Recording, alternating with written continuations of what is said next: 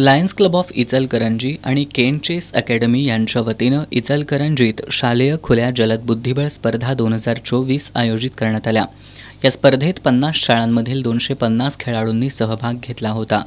ही स्पर्धा Swiss league पद्धतीनं 8 फेऱ्यांमध्ये आंतरराष्ट्रीय नियमानुसार झाली। या स्पर्धेत लहान गटात आराध्य ठाकूर देसाई यानं विजेतेपद मिळवलं। दुसरा क्रमांक आदित्य घाटे तर तिसरा क्रमांक अवनीत नांदनीकर यांनी मिळवला। मोठ्या गटात सोनी विवाननं विजेतेपद पटकावलं।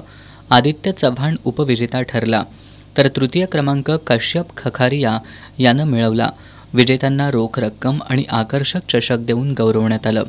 यावेळी राहुल खंजिरे, रचना बगाडिया, लिंगराज कित्तुरे, महादेव कित्तुरे, कृष्णकुमार दमाणी, श्रीकांत सारडा, कृष्णाजी भराडिया, विनयकुमार राठी आणि केंट चेस अकॅडमीचे रोहित पोळ आदी उपस्थित होते।